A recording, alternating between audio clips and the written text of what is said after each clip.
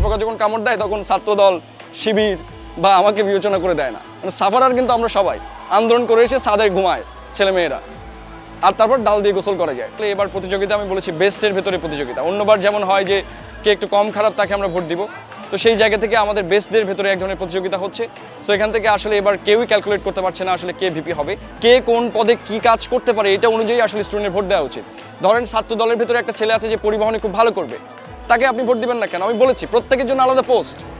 আমার মুখ দেখে আপনি বাকিদের ভোট দিবেন, তারা তো এমনিতেই কাজ করবে না। আপনাদের কোনো ক্যামেরাম্যান গিয়েছে যে আমাদের ক্যান্টিনে কি খাবার দেওয়া হয়? এটা কেউ দেখতে যায় না, তারা শুধু এই নেতাদের কথা শুনতে আসে। মানে আমাদের ভাগ্য যেন কিছুটা পলিটিক্যাল অর্গানাইজেশনগুলোর উপর নির্ভর করে, তারা ওদের মুখপাত্র ওই মধু থেকে কিছু বানিয়ে নিয়ে বাড়ি চলে যায়। আমাদের কোনো ছেলে মেয়ে যদি ওয়েস্টিনেও খেতে যায়, লোকজন এটা নিয়ে খোঁটা দেয় কেন? কারণ তারা এই ইউনিভার্সিটি এইভাবেই বানিয়ে রেখেছে যে এখানকার একটা ছেলে ওই স্ট্যান্ডার্ডে যেতে পারবে না। ওয়াই? ঢাবিতে এখন মোটামুটি 80% স্টুডেন্ট বলা যায় যে আমাদের যতগুলো সার্ভে হয়েছে তারা এই পলিটিক্যাল পার্টিগুলোর বাইরে থাকতে চেয়েছে, যেটাকে আমি বলছি স্টুডেন্টস অটোনমি। ফলে আমার তো চিন্তা করার আসলে কিছুই নাই।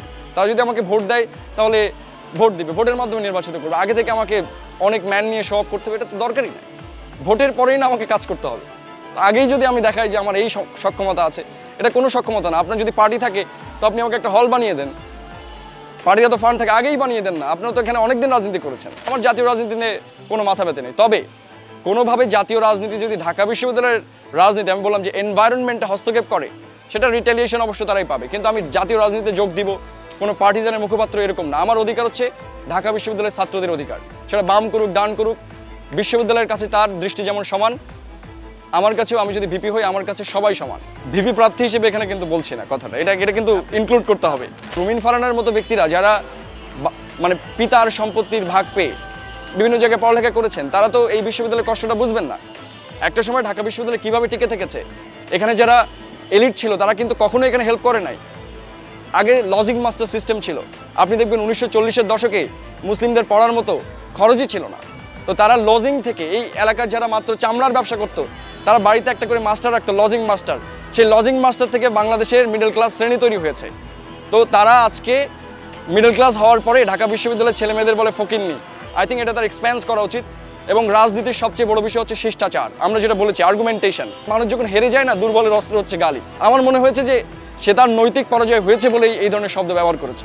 হাসান ভাইয়ের কথাই বলি, সে একটা এডটেক প্ল্যাটফর্মের মালিক, সে মালিক না, সেখানে টিচিং করায়, যেমন আমরাও করাই।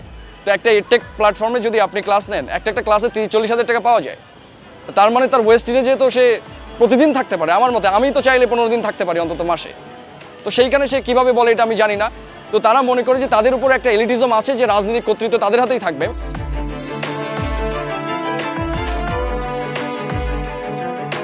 আমার বাড়ি হচ্ছে সাতক্ষীরা জেলার দেবাটা উপজেলার নওয়াপাড়া ইউনিয়নে। আমার গ্রামের নাম হচ্ছে খুব সুন্দর, সিটি অফ গডেস, দেবী শহর। সো ওই সময়ের গ্রামগুলোর নাম খুবই সুন্দর হয়। ওখানেই আমি পড়ালেখা করেছি। আমার স্কুল ছিল শিমুলিয়া সরকারি প্রাথমিক বিদ্যালয়। তারপর আমি হাই স্কুলে পড়েছি আহসানিয়া মাধ্যমিক বিদ্যালয়। আপনারা অনেকের নাম শুনে থাকবেন, খান বাহাদুর আহসানুল্লাহ, ওনার নামে আহসানিয়া মিশন রয়েছে। সো ওনার নামে আমাদের কলেজ সরকারি খান বাহাদুর আহসানুল্লাহ কলেজ, ওখানেই পড়ালেখা করেছি। তারপর আমি ঢাকা বিশ্ববিদ্যালয়ের ইংরেজি বিভাগে ভর্তি হয়েছি। তারপর আমি একটা সাহিত্য পত্রিকার নির্বাহী সম্পাদক হয়েছিলাম প্রথম বর্ষের পরেই। সেখান থেকে আমি অ্যাডমিশন কোচিংয়ে 1 বছর পড়িয়েছিলাম। তারপর আমি বিসিএস পড়ানো শুরু করি। দেন আমার মূলত আস্তে আস্তে আমি এডটেকের দিকে চলে আসি। এখন আমি এডটেক প্ল্যাটফর্মে ইংরেজি পড়াই। তার পাশাপাশি বিভিন্ন জায়গায় লেকচার দেওয়া হয় সাহিত্য বিষয়ে। রিসেন্টলি আমার সাহিত্য নিয়ে একটা আলাপ এরকম সারা দেশে ছড়িয়ে পড়েছে, যেটা জগন্নাথ হলে আমি দিয়েছিলাম। তো মূলত সাহিত্য এবং ভাষা এই দুটো নিয়ে আমি মূলত কাজ করে থাকি আমার পড়ালেখার পাশাপাশি। এর বাইরেও আমি সবচেয়ে বেশি যেটা করি সেটা হচ্ছে আড্ডা মেরে সময় কাটাই। আমি যখন ক্যাম্পাসে থাকি মোটামুটি আমাদের জুনিয়র যারা আছে তাদের নিয়ে আমি সারা রাত বিভিন্ন জায়গায় বসে নানা বিষয়ে কথা বলি। যেরকম এখন কথা বলছি, যে কথাগুলো আপনাদের বলছি সেগুলো আমি সেই 2019 সাল থেকে এখনও বলতেই আছি। আমাদের যারা আরও ভিপি প্রার্থী আছে আমি তাদেরকে ইনক্লুড করে তাদের মতামত নিবই। যখনই কোনো কাজের প্রয়োজন হবে, আমি কি একা কাজ করবো? এখানে যতগুলো ছাত্র সংগঠন রয়েছে অবশ্যই আমি তাদেরকে ডাকবো। যেগুলো পলিটিক্যাল প্রবলেম রয়েছে আমি তো একা মতামত দিয়ে এটা চালাতে পারবো না, এটা ট্রু। অনেকেই ভাবছেন, আমি বলেছি এটা আমার ভয়েস। সো তারাও কিন্তু আমাদের শিক্ষার্থী এবং তারাও একটা অংশের শিক্ষার্থীর প্রতিনিধি, কিন্তু সবার নয়। এটা হচ্ছে সমস্যা। তা যদি সবার প্রতিনিধি হতে পারতো তাহলে তারা ভিপি হতে পারতো। আমি মনে হয় যে আমি তাদের সাথে কম্পিট করতাম না। কিন্তু সবারই যেহেতু আমি ভিপি হব, তো সেই জায়গা থেকে আমি চেষ্টা করবো যে তাদেরকে নিয়েই কাজটা করার। সেক্ষেত্রে তাদের সাথে আমাদের দ্বন্দ্বের প্রশ্ন আসে না, বলা যায় সমন্বয়ের প্রশ্ন আসে। ক্যাম্পাসের জন্য কি করব, এটার যে প্রশ্ন হচ্ছে যে ভিপি ক্যাম্পাসের জন্য কিছুই করে না। আমাদের যে প্রোটোটাইপ বিভিন্ন লোকজন তৈরি করছেন, আপনি ভিপির যে আমার মনে হয় তারা হচ্ছে আমাদের যে গঠনতন্ত্র রয়েছে ডাকসু, সেটা পড়ে নাই। সেখানে ভিপিকে আসলে একটা রেটোরিক্যাল পোস্টে রাখা হয়েছে, মানে যে মুখপাত্র হিসেবে কাজ করে। তার একটা কাজই হচ্ছে, সেটা হচ্ছে অ্যাকাউন্টেবিলিটি তৈরি করা। ধরেন পরিবহন নিয়ে আমি যদি এখন প্রমিস করি, এটা তো পরিবহন সম্পাদককে আলাদা করে আপনি ইলেকশন করছেন। আগে তো প্যানেল সিস্টেম করেই তো বিপদটা ঘটিয়েছে, কারণ যার কারণে আমার ফেস দেখে আমার প্যানেলকে ভোট দিচ্ছে। ফলে পরিবহন সম্পাদকে সে কাজ করার যোগ্যতা তার আছে কিনা সেটা কেউ জাজ করছে না। আপনি দেখেন সাহিত্য সম্পাদক পদে আরেকজন ইলেকশন করছে, তার মানে প্রত্যেকটা কাজই ডাকসু নিজেই ভাগ করে রেখেছে। সেই কাজটা কিন্তু আলাদা আলাদা লোক করবে। আমার কাজটা হচ্ছে অ্যাকাউন্টেবিলিটি তৈরি করা, এবং আরেকটা বিষয়, ছাত্রদের কোনো বিষয়ে যদি অধিকারের প্রয়োজন হয় সে বিষয়ে আমার লড়াইটা জারি রাখা, সেটা রাষ্ট্রের কাছে জানানো। মানে আমি জাস্ট একটা রেডিওর মতো রিলে করার জন্য। ভিপি হচ্ছে এখানে রেটোরিক্যাল পোস্ট। এটা তো জাতীয় রাজনীতির মতো অত বড় ইস্যু নয়, আপনি পুরো বিশ্বে দেখবেন এটা আছে। আপনি অক্সফোর্ডের প্রেসিডেন্ট, ওদেরকে ভিপি তো প্রেসিডেন্ট পদই, কে এটা কেউ জানে না, বাংলাদেশের লোকই জানে, এত বড় একটা বিশ্ববিদ্যালয়। তো আমাদের এত আমেজ কেন? কারণ হচ্ছে এই ট্র্যাডিশনটা বিল্ড আপ হয়েছে, আর আমরা মনে করি যে টিকে থাকতে গেলে আমাদেরকে ট্র্যাডিশনে থাকতে হবে। তো ট্র্যাডিশনে থাকতে গেলে আসলে ইউনিভার্সিটির কোনো প্রয়োজন নাই, কারণ ইউনিভার্সিটি সবসময় ট্র্যাডিশন ব্রেক করেই আগায়। অন্তত পোস্ট মডার্ন টাইমে তো এটা প্রশ্নই ওঠে না এই ধরনের কোশ্চেনের। তো সেই জায়গা থেকে আমি বলেছি, আমি ছাত্রদের অ্যাকাউন্টেবিলিটিটা, তাদের সাথে যে গ্যাপ রয়েছে, রাষ্ট্রের যে গ্যাপ রয়েছে বিশ্ববিদ্যালয়ের, সেই অ্যাকাউন্টেবিলিটিটা আমি জনগণের সামনে, রাষ্ট্রের সামনে এবং অ্যাডমিনিস্ট্রেশনের সামনে তুলে ধরতে চাই। আপনি দেখেন, এর আগে মিডিয়াতে আপনি কখনো দেখেছেন ঢাকা ভার্সিটির আপনাদের কোনো ক্যামেরাম্যান গিয়েছে যে আমাদের ক্যান্টিনে কী খাবার দেওয়া হয়? এটা কেউ দেখতে যায় না, তারা শুধু এই নেতাদের কথা শুনতে আসে। মানে আমাদের ভাগ্য যেন কিছুটা পলিটিক্যাল অর্গানাইজেশনগুলোর উপর নির্ভর করে, তারা ওদের মুখপাত্র ওই মধু থেকে কিছু বানিয়ে নিয়ে বাড়ি চলে যায়। কিন্তু আমি আপনাকে নিয়ে যেতে পারি, আপনি আমাদের ওয়াশরুমগুলো দেখেন, আমাদের ক্যান্টিনগুলো দেখেন, সেখানে দুর্গন্ধে কেউ খাইতে পারে না। আপনি যদি ঢাকাতে এতদিন বেড়ে ওঠেন, আপনি কখনো ওই ঢাকা ভার্সিটি ক্যাম্পাসের ক্যান্টিনে খেতে পারবেন না। যেমন আপনি দেখেন, আমাদের কোনো ছেলে মেয়ে যদি ওয়েস্টিনেও খেতে যায়, লোকজন এটা নিয়ে খোঁটা দেয় কেন? কারণ তারা এই ইউনিভার্সিটি এইভাবেই বানিয়ে রেখেছে যে এখানকার একটা ছেলে ওই স্ট্যান্ডার্ডে যেতে পারবে না। ওয়াই? তারাই এই প্রোটোটাইপ সেট করে রেখেছে। অথচ এই বিশ্ববিদ্যালয় মুসলিম মডার্নিটির জন্ম দিয়েছে। এখানে ধানমন্ডি তৈরি হয়েছে কখন? ঢাকা ভার্সিটি প্রতিষ্ঠার 20 বছর পরে। এখানে যারা পড়ালেখা করেছে তারাই ওখানে নাগরিক হয়েছে, এলিট যেটাকে বলেন আপনারা, সুনাগরিক। তো ডাকসুর কাজ ছিল এরকম সুনাগরিকদের মধ্যে নেতা তৈরি করা, সুনাগরিকদের নেতা, এলিট তৈরি করে। এভাবে দেয়া আছে। ডাকসু যখন 1923 সালে তৈরি করা হয়, আপনি দেখবেন মমতাজুর রহমান তরফদার, যাদের কথা আপনি দেখবেন ঢাকা ভার্সিটি, তিনি টিচার ছিলেন, বিখ্যাত হিস্ট্রিয়ান, তিনি ঢাকা ভার্সিটি ভিপি ছিলেন। অনেক ওই সময় দেখবেন সবাই হয় টিচার হয়েছেন, বুদ্ধিজীবী হয়েছেন, লেখক হয়েছেন, আর আপনি তারপরে দেখবেন যে 71 পরবর্তীতে সবাই নেতা হয়েছেন। অনেকেই দেখি যে 90-এর হাওয়া বওয়াচ্ছে ক্যাম্পাসে, সেই হাওয়া আমরা এখন দাঁড়িয়ে সেই হাওয়ায় আছি। তো সেই 90-এর হাওয়াতে কী হয়েছিল? তারা যখন ডাকসু করেছিল, সেই ডাকসুতে একটা জাদুঘরও বানিয়েছিল, স্মৃতি সংগ্রহশালা, যেটা আপনারা দেখতে পান ডাকসুতে গেলেই। তারপর ডাকসু নিজেই জাদুঘরে গিয়েছে, এবং তারাই কিন্তু পরবর্তীতে ক্ষমতা এসেছে। এই যে কথাটা বললেন, ডাকসু সেকেন্ড পার্লামেন্ট কেন? কারণ হচ্ছে গণতন্ত্র টিকে থাকে শুধু ভোটিংয়ের মাধ্যমে না, গণতন্ত্র টিকে থাকে ডিবেটের মাধ্যমে। জাস্টিস এর ফেয়ারনেস, অর্থাৎ আপনি তর্ক করতে পারছেন কিনা, এই স্পেসটা তৈরি করতে, এনভায়রনমেন্টটা তৈরি করতে পারছেন কিনা, এটাই কিন্তু হচ্ছে গণতন্ত্রের একটা মূল কথা, যেটা আমরা কেউ জানি না। তো এটার সবচেয়ে বড় অর্গান হচ্ছে সিভিল সোসাইটি। সিভিল সোসাইটি যেদিকে যায়, গণতন্ত্র সেই দিকেই যায়। আপনি যদি সিভিল সোসাইটি নীরব থাকে, তাহলে দেখবেন যে সেখানে অটোক্রেসি চলে আসছে। তারা যদি মেনে নেয় না আমরা মানবো এটা। তো ঢাকা ভার্সিটিতে থেকেই তো সিভিল সোসাইটি তৈরি হয় মূলত। যে ঢাকা ভার্সিটি শাসন করে, শাসন না মানে তার প্রতিনিধি হয়, সে যদি সরকারের সাথে টাসেল করে, তাহলে বাংলাদেশে আসলে দ্বৈত শাসন হয়। কারণ ঢাকা ভার্সিটি আদতে পলিটিক্যাল পুরো ন্যারেটিভটাই কন্ট্রোল করে। তো যার কারণে প্রত্যেকটা সরকারি ভয় পায় যে আমাদের বিরুদ্ধে কোনো নেতা এখানে চলে আসে, সে সরকারকে চ্যালেঞ্জ করতে পারে, যে কোনো বিষয়ে দ্বিমত হতে পারে। এই দ্বিমত হওয়া মানেই হচ্ছে সিভিল সোসাইটি এবং তারা মুখোমুখি। সো কেউ চায় না তাদের ক্ষমতা আসলে খর্ব হোক। সো ডেমোক্রেসিতে তারা মনে করে যে 100% ক্ষমতা চর্চা করতে হবে, কিন্তু ডেমোক্রেসি কিন্তু ইনস্টিটিউশন ওয়াইজ ফাংশন করে। কিন্তু বাংলাদেশে আছে কি? সেটেলমেন্ট। আপনারা নতুন শুনেছেন নয়া বন্দোবস্ত। তো বন্দোবস্ত দিয়ে তো ডেমোক্রেসি চলে না। বন্দোবস্ত কোথায় চলে? যেখানে ডেমোক্রেসি নাই, তাই না? মানে বাংলাদেশ পুরো একটা বন্দোবস্তের ভেতর দিয়ে চলে, যেখানে ইনস্টিটিউশন কাজ করে না। কে জাজ হবে এটা নির্ভর করে যে আমার আত্মীয় কিনা, তাই না? এরকম করেই দেখেন, আবার জাজ হবে নীল দল করে কিনা, টিচার হতে গেলে নীল দল করে কিনা। মানে এখানে পুরাটাই চলে, যে দল ক্ষমতা আসবে পুরো দেশে সেখানে বসবে, যারা থাকবে না তারা ওখান থেকে ছেড়ে যাবে, আবার এইভাবে রিপিট হতে থাকবে। ফলে ইনস্টিটিউশনটা কাজ করতে দেয় নাই। বাংলাদেশের ঢাকা বিশ্ববিদ্যালয় তার একটা প্রোটোটাইপ টিপিক্যাল উদাহরণ, যেটা রাষ্ট্রের শোষণের শিকার হয়েছে এভাবেই। সেখানে কে টিচারের যোগ্যতা কি, এটার চেয়ে বড় বিষয় সে পার্টিতে কী করেছে। দেখবেন বায়োগ্রাফি আপনি যদি দেখেন, তো সেখানে লেখা থাকে যে এখন আমাদের ভিসিকে খোটা দেয় না, অনেক জায়গায় দেখবেন যে 36 পাতার, তার আছে হচ্ছে রিসার্চ। টিচারদের এটাই থাকা উচিত।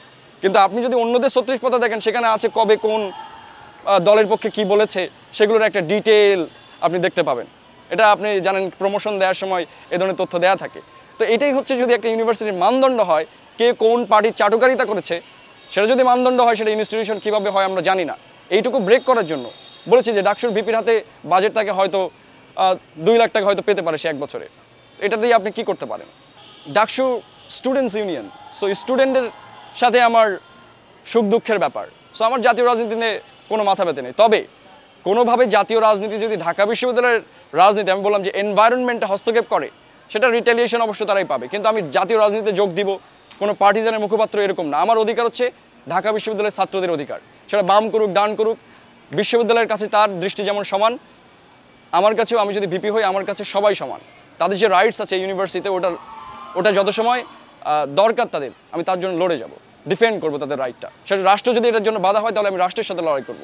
কিন্তু তাদের পার্টিতে যে আমার যোগ দেওয়ার কোনো ইচ্ছা নাই। ঢাকা বিশ্ববিদ্যালয় তো মেধাবীদের প্রতিষ্ঠান, বিশ্ববিদ্যালয়গুলো মেধাবীদের প্রতিষ্ঠান। তো সেখানে আমরা তো বলতে পারি না যে অন্য জায়গায় ডেমোক্রেসি যেভাবে ম্যানিপুলেটেড হয়, তাই না? এটা তো একটা বলা যায় গণতন্ত্রের একটা ফাঁকি। Some animals are more equal than others. So আমি বলছি যে আইন সবার জন্য সমান, কিন্তু আমার তো লয়ার ভাড়া করারই ক্ষমতা নাই। আমি রিক্সাওয়ালা, আমার বিরুদ্ধে একটা মামলা করলে আমি লয়ারই ভাড়া করতে পারবো না। তো সেখানে গণতন্ত্র ওই কাজটা করতে পারে না। তো সেই জায়গায় তারা কিছুটা অ্যাডভান্টেজ পাবেই, কারণ তাদের অলরেডি বিভিন্ন হলে তাদের কমিটি দেওয়া আছে, তাদের যে কর্মী রয়েছে। আমার তো কর্মীর প্রয়োজন নাই। আমি বলেছি আমি ছাত্রদের প্রতিনিধি হবে, আর ডাকসু যতটুকু কাজ করে ততটুকুই করব। তো সেই জায়গা থেকে আমাকে যারা ইলেক্টেড করবে তারাও স্টুডেন্ট, এবং আমি ক্লাস করার পরেই, যেমন এখন এসে ইন্টারভিউ করছি, তারাও ক্লাস করার পরেই এসে আমাকে হয়তো ভোট দিবে। আমরা সবাই পড়ালেখাতে ব্যস্ত থাকি, আমি পড়ালেখাটা কন্টিনিউ করতে চাই। ফলে তাদের যে উদ্দেশ্য এবং আমার উদ্দেশ্য সেম না। ঢাবিতে এখন মোটামুটি 80% স্টুডেন্ট বলা যায় যে আমাদের যতগুলো সার্ভে হয়েছে তারা এই পলিটিক্যাল পার্টিগুলোর বাইরে থাকতে চেয়েছে, যেটাকে আমি বলছি স্টুডেন্টস অটোনমি। ফলে আমার তো চিন্তা করার আসলে কিছুই নাই। তারা যদি আমাকে ভোট দেয় তাহলে ভোট দিবে, ভোটের মাধ্যমে নির্বাচিত করবে। আগে থেকে আমাকে অনেক ম্যান নিয়ে শো অফ করতে হবে, এটা তো দরকারই নাই। ভোটের পরেই না আমাকে কাজ করতে হবে। তো আগেই যদি আমি দেখাই যে আমার এই সক্ষমতা আছে, এটা কোনো সক্ষমতা না। আপনার যদি পার্টি থাকে তো আপনি আমাকে একটা হল বানিয়ে দেন, পার্টির এত ফান্ড থাকে আগেই বানিয়ে দেন না। আপনারা তো এখানে অনেকদিন রাজনীতি করেছেন, একেবারে 90-এর পর থেকে টানা রাজনীতি করছেন, অনেক লড়াই করছেন। আপনারাও সেই সারপোকার কামড় খাচ্ছেন রাষ্ট্রের কাছ থেকে। আমরা তো একাই শিকার হচ্ছি না। সারপোকা যখন কামড় দেয় তখন ছাত্রদল, শিবির বা আমাকে বিবেচনা করে দেয় না। মানে সাফারার কিন্তু আমরা সবাই আন্দোলন করে এসে ছাদে ঘুমায় ছেলেমেয়েরা, আর তারপর ডাল দিয়ে গোসল করা যায়। এটা নিয়ে তারা কোনোদিন প্রশ্ন করে নাই, তারা শুধু সার্ভে করতে আসে। আমি তাদেরকে নিয়ে ভাবি, আমার কথাটা হচ্ছে ডিসকোর্সটা তৈরি করা। তারাও নিজেদের নিয়ে ভাবুক যে তারা তাদের সার্ভ করছে, তারা কি দিয়েছে। প্রত্যেকটা জিনিসের তো একটা রিটার্ন থাকে, তাদের কি ROI কি, রিটার্ন অন ইনভেস্টমেন্ট কি, আমরাও জানি না। আমরাও জানতে চাই তাদের কাছে যে তারা আসলে কি পেয়েছে।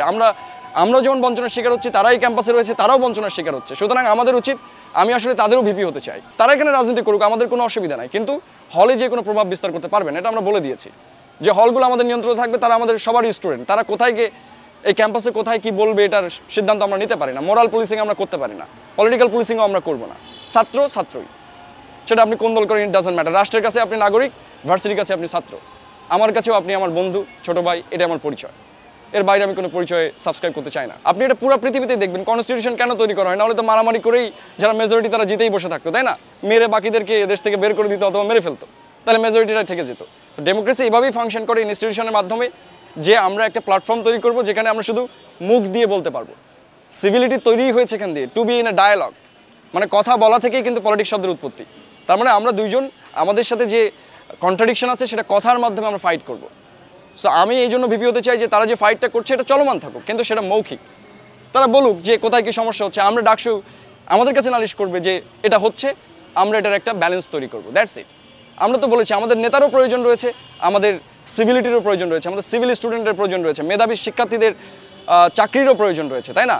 আমরা কি বুদ্ধিজীবী তৈরি করবো না, সারা জীবন শুধু নেতায় আর আমলাই তৈরি করব? সবগুলোরই আমাদের প্রয়োজন রয়েছে। সুতরাং আমরা একটা ব্যালেন্স প্ল্যাটফর্ম তৈরি করতে চাই যেখানে তারা যেটা চায়, হ্যাঁ সেটা ডেমোক্রেসিরও কিন্তু একটা লিমিটেশন রয়েছে। সেখানে কিছু ল ইম্পোজ করা হয়, আপনাকে সাইন করে আসতে হয় যে আমি লগুলো মানবো, তাই না? তার মানে একেবারে বলা যায় যে অ্যাবসলিউট ফ্রিডম বলে কিছু নাই, কিন্তু আমাদের যে ফ্রিডমটা রয়েছে সেটার ভেতরে থেকে আমরা চর্চা করবো যে এই পর্যন্ত আমরা যাবো, এই পর্যন্ত যাবো না। তো সেই জায়গায় আমি এটা এনজয় করি আসলে। তারা একজন আরেকজনকে বলবে, যেহেতু তারা দুইটা পলিটিক্যাল অর্গান, কিন্তু আমি যেহেতু এখানে পার্টি না, আমার কাজ হচ্ছে যে তারা এটা যে বলছে এই বলার প্ল্যাটফর্মটা তৈরি করা, সেটা হচ্ছে ডিবেটের মাধ্যমে, কোনো রকম ভায়োলেন্স, লোকের সমাগম, সমাবেশ এভাবে না। আসলে দেখেন তাদের পথটাও নির্ধারিত হয় মানে মাদার পার্টি থেকে, সবারই। কেউ স্বীকার করে, কেউ অস্বীকার করে, সেটা আলাদা বিষয়, কিন্তু এটা ট্রুথ, ওপেন ট্রুথ আমরা বলতে পারি, তো ওপেন সিক্রেট যেটা আমরা বলি। তো সেক্ষেত্রে এভাবে সিলেক্টেড হয়, সুতরাং তাদের ডিসিশন ওখান থেকে নিতে হয়। কিন্তু আমি এটা বলেছি যে কে কোন পদে কি কাজ করতে পারে এটা অনুযায়ী আসলে স্টুডেন্টের ভোট দেওয়া উচিত। ধরেন ছাত্র দলের ভেতরে একটা ছেলে আছে যে পরিবহনে খুব ভালো করবে, তাকে আপনি ভোট দিবেন না কেন? আমি বলেছি প্রত্যেকের জন্য আলাদা পোস্ট। আমার মুখ দেখে আপনি বাকিদের ভোট দিবেন, তারা তো এমনিতেই কাজ করবে না, সব কাজ আমাকেই করতে হবে, এটা ট্রু না। আমি বলেছি প্রত্যেকেই তার ইন্ডিভিজুয়াল জায়গা থেকে সিলেক্টেড হবে, এটাই পুরো বিশ্বের নিয়ম, এটাই ছাত্র প্রতিনিধি নির্বাচন। আপনার ক্লাসে সিআর কে হবে এটা যদি বাংলা ডিপার্টমেন্টে সে ঠিক করে তাহলে কেমন লাগবে, তাই না? তখন আপনারাই ঠিক করবেন আপনাদের এই জায়গাটা কে ভালো কাজ করতে পারে। আমি এটাই বলেছি যে আমরা তো ঢাকা ভার্সিটির ছাত্র, আমাদের রাষ্ট্রের কাছে এই পরিচয়টা যথেষ্ট। আপনার সামনে আমি বলবো ভাই আমি ঢাকা ভার্সিটির স্টুডেন্ট, এটা বললে আপনার সাথে আমার কানেকশন হয়ে যাচ্ছে, তাই না? আমি যারা অ্যালুমনাই আছি এভাবেই কানেকশন হয়। আমি ছাত্র দল করি নাকি আমি শিবির করি, এটার সাথে তো আসলে আলাদা কোনো পরিচয় নাই। এইটুকু পরিচয় নিয়ে আমরা আসলে বিশ্ববিদ্যালয়ে এই পরিবেশটা ক্রিয়েট করতে চাই। এবারের রাজনৈতিক পরিস্থিতি আপনারাও জানেন, কারণ সবাই জুলাই অভ্যুত্থানে অংশ নিয়েছে। তো এক অর্থে আসলে এবার প্রতিযোগিতা আমি বলেছি বেস্টের ভেতরে প্রতিযোগিতা। অন্যবার যেমন হয় যে কে একটু কম খারাপ তাকে আমরা ভোট দিব, তো সেই জায়গা থেকে আমাদের বেস্টদের ভেতরে এক ধরনের প্রতিযোগিতা হচ্ছে। সো এখান থেকে আসলে এবার কেউই ক্যালকুলেট করতে পারছে না আসলে কে ভিপি হবে। স্টুডেন্টরা যাকে মনে করবে সেই ভিপি হবে, ডেমোক্রেসিতে আগে থেকে প্রেডিকশন করা যাচ্ছে না, কারণ এখানে সিলেক্টরের থিওরি যেটা আছে ওটা অ্যাপ্লাই করা যায় না। কারণ আপনি আগে থেকে আসলে পোর্শনের যেটা রয়েছে, আমরা পিআর বলছি এখন, যেটা এটা আগে থেকে একটা অ্যানালিসিস থাকে প্রত্যেক পার্টির, কিন্তু এবার কিন্তু নাই, কে আসলে কোন দিকে এটা বোঝা যাচ্ছে না। সো আমি মনে করি যে সবাই আসলে এখানে মোটামুটি একটা যোগ্যতার মাপকাঠিতে রয়েছে এবং যারা সবাই কম্পিট করছে, এটা 9 তারিখের পরে আমরা আসলে বলতে পারবো। এখন পর্যন্ত অফলাইনে নির্বাচনী পরিবেশ বলা যায় বিউটি ইন ডেমোক্রেসি, সেটা আছে। অনলাইনে কিছুটা অনেকেই ফেক পেজ খুলে চেষ্টা করছে নানাভাবে বুলিং করার, প্রোপাগান্ডা চালানোর। আপনারা জানেন নির্বাচনের একটা অন্যতম গুরুত্বপূর্ণ বিষয় সিসেরোর সময় থেকে এটা চালু হয়েছে যে আপনি যদি কোনো প্রার্থীকে পরাজিত করতে চান, আপনার ফার্স্ট স্টেপ হবে তাকে নিয়ে কোনো স্ক্যাম করা, বিশেষ করে নারী ঘটিত স্ক্যাম যাতে করা যায়, যেমনি হোক এটা করা সম্ভব হলে তো সাকসেসফুল। 3000 বছর ধরে এটা চালু আছে। সেই সব প্রচেষ্টাগুলো অনলাইনে হচ্ছে। বিশ্ববিদ্যালয় চেষ্টা করেছে যে অনলাইনের এই লেভেল প্লেইং ফিল্ডটা নিশ্চিত করতে, তবে আমি মনে করি যে তারা কিছুটা ব্যর্থ হচ্ছে। ঢাকা বিশ্ববিদ্যালয়ের শিক্ষার্থী হিসেবে এইটুকু অন্তত বুদ্ধিভিত্তিক ধারণা থাকা উচিত যে আমার দল যদি অন্ধের মতো কিছু করে সেই জায়গা থেকে সে বেরিয়ে আসবে। এবং এই পরিবেশটা আমরা আস্তে আস্তে বিভিন্ন দলের মধ্যে দেখতে পাচ্ছি। অন্তত আমি কিছুদিন বেশ গতকাল থেকে দেখতে পাচ্ছি, আমি যে বিষয়গুলো নিয়ে কথা বলছি অন্যান্য পার্টিও সেই টোনে কথা বলা শুরু করেছে। তো এটা আমরা হয়তো জারি রাখতে পারবো, কারণ মেজরিটির ভয়েস যেটিকে থাকবে পার্টিগুলো তার অপোজিশনে যাইতে পারবে না, এটা ট্রু। ভিপি প্রার্থী হিসেবে এখানে কিন্তু বলছি না কথাটা, এটা কিন্তু ইনক্লুড করতে হবে। আমি ভিপি প্রার্থী হিসেবে এই বিষয়ে কোনো মন্তব্য করব না। তবে আমরা যেহেতু সবাই জুলাই গণ অভ্যুত্থানে ছিলাম, ফলে আমাদের কোনো ওই অভ্যুত্থানের নেতার বিরুদ্ধে কিছু বললে সবারই একটু আঘাত লাগে। দেখেন আমি একটু আগেই বলেছিলাম যে ঢাকা বিশ্ববিদ্যালয়ে এলিটদের তৈরি করার জন্য প্রতিষ্ঠা করা হয়েছিল, তাই না? ওই সময় বিউরোক্রেসি ইংরেজদের ভেতরে যাতে মুসলিমরা এন্টার করতে পারে এই জন্য তৈরি করা হয়েছিল। সো রুমিন ফারহানার মতো ব্যক্তিরা যারা মানে পিতার সম্পত্তির ভাগ পেয়ে বিভিন্ন জায়গায় পড়ালেখা করেছেন, তারা তো এই বিশ্ববিদ্যালয়ের কষ্টটা বুঝবেন না। একটা সময় ঢাকা বিশ্ববিদ্যালয় কীভাবে টিকে থেকেছে, এখানে যারা এলিট ছিল তারা কিন্তু কখনো এখানে হেল্প করে নাই। আগে লজিং মাস্টার সিস্টেম ছিল, আপনি দেখবেন 1940-এর দশকে মুসলিমদের পড়ার মতো খরচই ছিল না। তো তারা লজিং থেকে, এই এলাকার যারা মাত্র চামড়ার ব্যবসা করতো তারা বাড়িতে একটা করে মাস্টার রাখতো, লজিং মাস্টার। সেই লজিং মাস্টার থেকে বাংলাদেশের মিডল ক্লাস শ্রেণী তৈরি হয়েছে। তো তারা আজকে মিডল ক্লাস হওয়ার পরে ঢাকা বিশ্ববিদ্যালয়ের ছেলে মেয়েদের বলে ফকিন্নি, কীভাবে বলতে পারে? আমাদের হাসান ভাইয়ের কথাই বলি, সে একটা এডটেক প্ল্যাটফর্মের মালিক, সে মালিক না, সেখানে টিচিং করায়, যেমন আমরাও করাই। তো একটা এডটেক প্ল্যাটফর্মে যদি আপনি ক্লাস নেন, একটা ক্লাসে 30-40 হাজার টাকা পাওয়া যায়। তার মানে তার ওয়েস্ট ইন্ডিজে তো সে প্রতিদিন থাকতে পারে। আমার মতে আমি তো চাইলে 15 দিন থাকতে পারি অন্তত মাসে। তো সেইখানে সে কীভাবে বলে এটা আমি জানি না। তো তারা মনে করে যে তাদের উপর একটা এলিটিজম আছে, যে রাজনৈতিক কর্তৃত্ব তাদের হাতেই থাকবে। আমি বললাম না যে ঢাকা বিশ্ববিদ্যালয়ে ভিপি আসলে এই যে দ্বৈততা তৈরি হবে, তারা এটা মেনে নিতে পারে না। তারা মনে করে যে তারা পৈতৃক সূত্রেই তারা নেতা হইতে থাকবে। বাংলাদেশে আসলে পরিবারতন্ত্র শুরু হয়েছে।